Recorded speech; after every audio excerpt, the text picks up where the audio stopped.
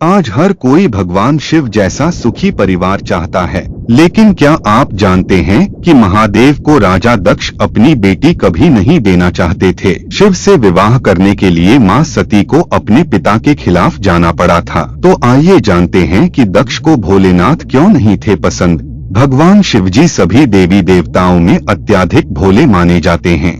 वे अपने भक्तों से आसानी से प्रसन्न होकर उन्हें मनचाहा वरदान प्रदान कर देते हैं। भोलेनाथ ही एक ऐसे देव हैं जिन्हें कोई 56 भोग नहीं चढ़ाया जाता है। महादेव को खुश करने के लिए एक लोटा जल और कुछ बेलपत्र के पत्ते ही काफी होते हैं। इतने साधारण और भोले स्वभाव होने के बावजूद भी शिवजी को सती से विवाह उनके पिता के विरुद्ध जाकर करना पड़ा था। राजा दक्ष भगवान शिव शंकर को बिल्कुल भी पसंद नहीं थे।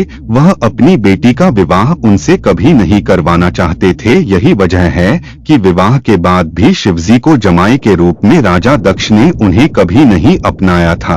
तो आइए जानते हैं कि आखिर ऐसा क्यों था कि दक्ष शिवजी को इतना नापसंद करते थे। भगवान शिव को नहीं मानते थे। अपनी बेटी के योग्य पौराणिक कथाओं के मुताबिक भोलेनाथ अक्खड़ और योगी थे, जिनका रंगरूप और रहन सहन का तरीका भी अन्य देवताओं से बिल्कुल अलग था। जहां अन्य देव सोने, हीरे मोती के गहने और रेशम के कपड़े पहनकर महलों में रहते थे, वहीं इसके उलट भगवान शिव शरीर पर भस्म लगाए, गले में सांप लिपटे बर्फ से घिरे कैलाश पर्वत और जंगलों में अपना बसेरा बनाए हुए थे। ऐसे में राजा दक्ष शिवजी को अपनी बेटी सती के योग्य नहीं मानते थे।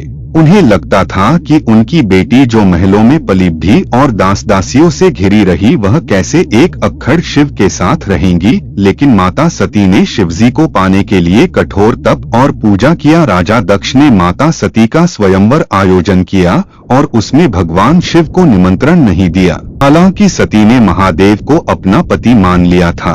उन्होंने शिवजी को पाने के कठोर तप और पूजा किया। सती ने भगवान शिव का नाम लेते हुए स्वयंवर में पृथ्वी पर वरमाला डाल दी। तब स्वयं शिव वहां पर प्रकट होकर सती के द्वारा डाली गई वरमाला को पहन ली। इसके बाद शिव जी सती को अपनी पत्नी स्वीकार कर वहां से चल गए।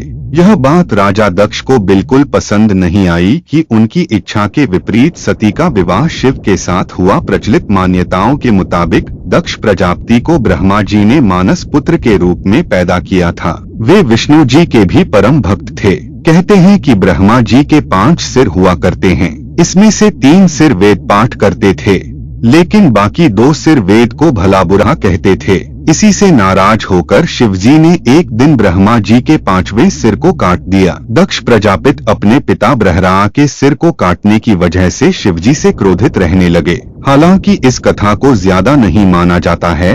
एक अन्य मान्यता के अनुसार एक यज्ञ का आयोजन था जिसमें सभी देवी देवता पहुंचे हुए थे।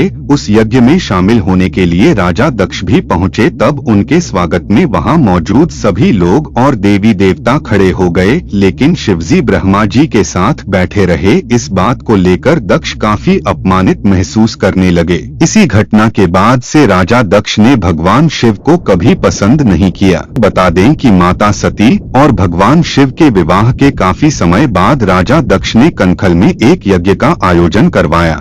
इस यज्ञ में उन्होंने सभी देवी देवता को बुलाया, लेकिन अपनी बेटी और जमाई को नहीं बुलाया। जब माता सती को इस बात का पता चला तो वह बिना बुलाए उस यज्ञ में शामिल होने के लिए चली गई। यज्ञस्थल में दक्ष प्रजापति ने सती और शिवजी का अपमान किया, जिसे सती सहन नहीं कर सकी और यज्ञ की अग्निकुंड में कूदकर खुद को भस्म कर लिया।